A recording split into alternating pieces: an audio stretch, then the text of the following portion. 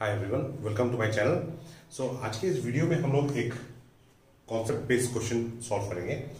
यहाँ पे क्या है, एक लिफ्ट है और लिफ्ट के अंदर एक इंक्लाइन प्लेन है।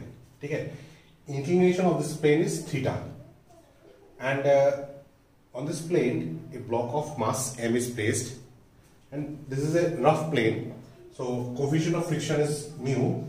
Okay, अच्छा, ये जो लिफ्ट है it is moving in the upward direction with constant velocity v। ठीक है, now it is asked to find the work done by gravity in time t, work done by normal reaction in time t and work done by friction in time t. Okay, now see the fundamental concept of determination of work done is like, suppose this is a horizontal surface and this is a block of some mass and it is acted upon by some force F. Okay, force, this is the direction of the force and this is the direction of the displacement and this angle is theta. So if you know force, if you know displacement and if you know the angle between the direction of force and direction of displacement, then work done is simply Fs cos theta, where theta is the angle between force and displacement. So this is the fundamental concept for calculation of work done. Okay, so you should have the idea about force, the idea about displacement and the angle between both force and displacement. So using this concept we will solve this question. Okay, so first is work done by gravity in time t. So what is the direction of gravitational force? Gravitational force is acting in downward direction. Okay, so this is gravitational force causes the weight, so mg is the weight, it is acting in the downward direction. Block is moving in the upward direction, so displacement, see, v is the velocity. Lift is moving with velocity v, so that means the system is also moving with velocity v, constant velocity, and in time t it will travel a distance vt in the upward direction, so displacement vt is in the upward direction. Okay, so that means angle between force and displacement in this case, so for this part A, angle between force and displacement it will be 180 degree. So work done by gravitational force Wg, it will be simply force is mg, displacement is vt and angle between them is cos 180 degree. Okay, so this is work done by gravity is equal to minus mg vt. Okay, so this is the work done by gravity. Okay, now next is work done by normal reaction. Okay, now see, what is the direction of the normal reaction? Normal reaction, so this is Vt, normal reaction is acting in this direction. This is the normal reaction. Okay, and if this angle is theta, this angle will be theta, this angle will be theta. Isn't it? So the angle between direction of normal reaction, this is the force and Vt is the displacement. So angle between force and displacement is theta. Correct? So for this B part, work done, it will be n times Vt cos theta. Okay, but what is this n equal to? This is mg, this is theta, so this will be mg cos theta. This will be mg cos theta component. So mg cos theta component will be equal to n. So this n can be replaced by mg cos theta. So W will be equal to mg cos theta into cos theta. So cos square theta. So mg vt cos square theta. So this is the work done by normal reaction.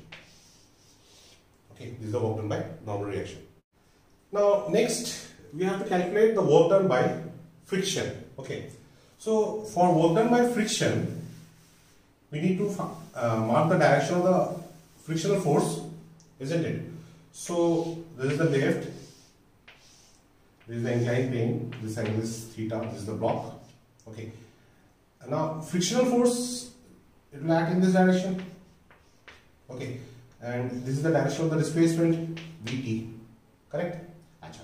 Now we know that if this angle is theta, this angle will be theta, so this angle is theta, so this angle will be 90 degree minus theta.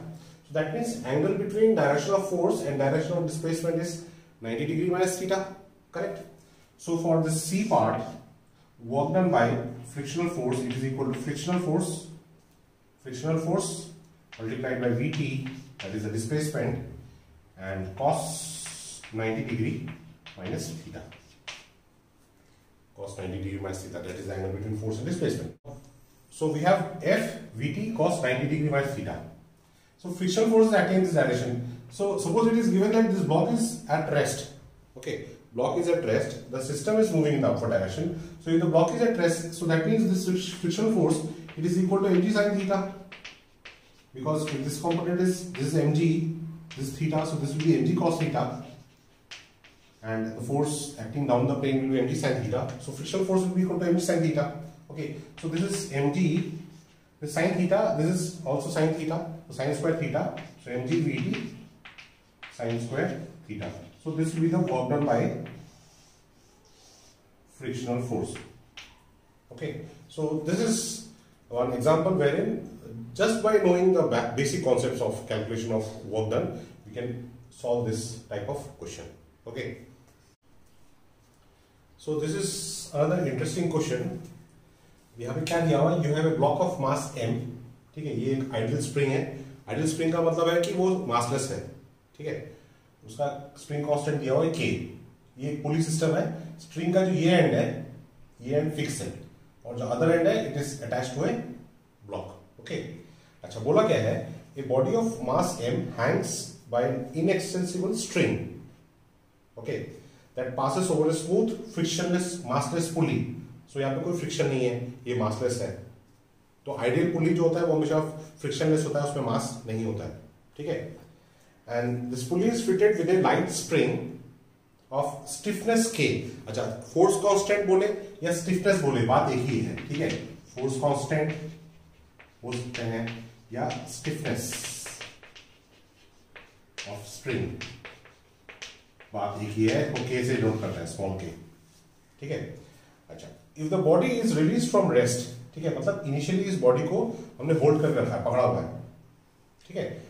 और now if the body is release from rest and the spring is released, calculate the maximum elongation of the spring.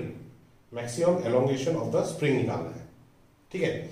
अच्छा, अब देखिए यहां पे एक चीज कि ये जो स्ट्रिंग है ये एक सिंगल सिस्टम है, तो यहां पे टेंशन अगर T होगा, यहां पे भी टेंशन T होगा, ठीक है.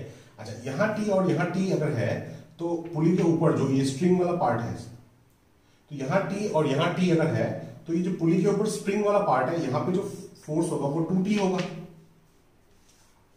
ठीक है. अच्छा, लॉज ऑफ मोशन चैप्टर का जो मैं मतलब क्रैश कोर्स में मैंने डिस्कस किया था, तो वहां पे मैंने कुछ एक टिप्स दिए थे. तो वहां पे मैंने बोला था आपको कि जो प्रोडक्ट है टेंशन और एक्सेलरेशन का for a system, it is a constant. Similarly, product of tension and displacement, it is a constant. Product of tension and velocity, it is a constant. तो यहां पे टेंशन मतलब फोर्स, तो यहां पे तो हमारा क्या हो रहा है, यहां पे मतलब स्प्रिंग में एलोंगेशन होगा, ठीक है. तो स्प्रिंग में अगर एलोंगेशन होता है तो मान लेते हैं कि स्प्रिंग में जो एलोंगेशन हो रहा है वो x हो रहा है, ठीक है. तो अगर x हो रहा है तो यहाँ पे टेंशन हम लोगों ने कितना मार्क किया है, 2T. तो प्रोडक्ट क्या होगा, 2T इंटू एक्स. तो यहाँ पे हम लोगों ने ब्लॉक के लिए फोर्स कितना मार्क किया है, T. तो इसका मतलब यहाँ पे जो नीचे आएगा कितना आएगा, प्रोडक्ट मैंने बोला ना ये प्रोडक्ट कांस्टेंट होना चाहिए. यहाँ पे प्रोडक्ट इन दोनों मल्टीप्लाई करने में क्या हो रहा है, 2T इंटू एक्स, मतलब 2TX. तो यहाँ टेंशन 2T है, तो यहाँ ये ब्लॉक कितना नीचे आएगा, ट्वाइस x आएगा, ठीक है. अच्छा, ब्लॉक जो नीचे आया तो इसका मतलब इसका पोटेंशियल एनर्जी डिक्रीज हुआ. तो पोटेंशियल एनर्जी अगर इसका डिक्रीज हुआ तो किसका पोटेंशियल एनर्जी इंक्रीज हुआ, स्प्रिंग का पोटेंशियल एनर्जी इंक्रीज हुआ. इसलिए स्प्रिंग क्या हुआ, एलोंगेट हुआ है. तो इसीलिए जो ब्लॉक का पोटेंशियल एनर्जी लूज किया है वो कितना लूज किया है, mg times twice x. mg times twice x is equal to potential energy gain by the spring. Spring का एलोंगेशन कितना हो रहा है, x हो रहा है, तो क्या हो जाएगा, हाफ kx स्क्वायर, ठीक है. तो एक x यहां से कैंसिल हो गया, ठीक है. तो x इक्वल टू कितना आ जाएगा, 4mg बाई k. मतलब स्प्रिंग में जो एलोंगेशन होगा वो कितना होगा, 4mg बाई k, ठीक है. अच्छा, ये एक कोलिजन का ऊपर क्वेश्चन है कि this is ball 1 and this is ball 2, ठीक है. And both the balls are identical. अगर आइडेंटिकल कोलिजन में बोलते हैं आइडेंटिकल बॉल्स के बीच में कोलिजन हो रहा है, तो इसका मतलब क्या है कि वो जो बॉल्स हैं उनके मास सेम है, ठीक है. अब यहां पे बोला क्या है, ball 1 collides with another identical ball 2 at rest. ये बॉल इनिशियली रेस्ट में था। For what value of e, e मतलब कोफिशिएंट ऑफ रेस्टिट्यूशन, ठीक है, coefficient of restitution. So what value of e, the velocity of second ball becomes 2 times that of one after collision. ठीक है, after collision मतलब अगर इसका velocity v2 है और इसका वेलोसिटी v1 है तो v2 is equal to twice v1 हो रहा है। ठीक है, आफ्टर कोलिजन वेलोसिटी ये है तो v2 is equal to twice v1 हो रहा है। e का वैल्यू कितना होगा सो दैट दिस हैपेंस। ठीक है, अगर आपने मेरा लास्ट वीडियो देखा होगा तो वहां पे मैंने एक रिलेशन बताया था कि v1 by v2, ठीक है, v1 is the velocity of first ball after collision, v2 is the velocity of the second ball after collision. तो ये जो रेशियो है v1 by v2, provided second ball rest में था, आइडेंटिकल मास है, तो वो रेशियो होता है 1 minus e divide by 1 plus e।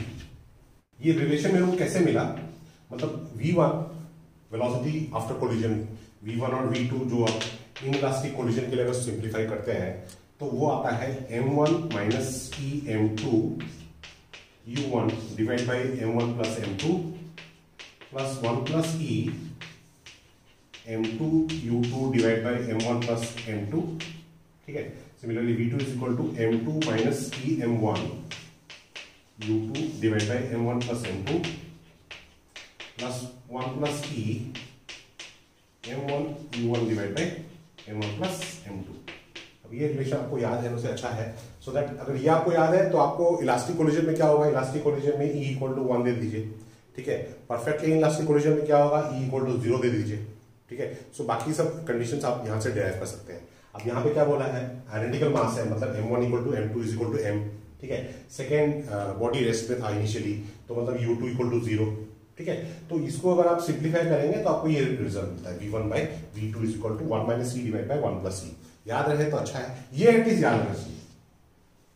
ठीक है, अच्छा अब यहां पे क्या बोला है, v1 by v2, v1 by v2 यहां से कितना आएगा, 1 बाई 2 आएगा। ठीक है, तो इसके बाद तो सिंपल कैलकुलेशन है, 2 minus 2e is equal to 1 plus e।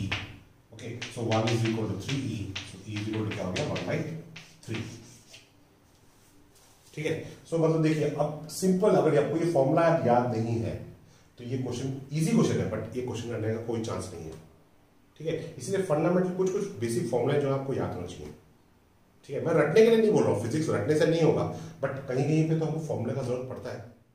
ठीक है।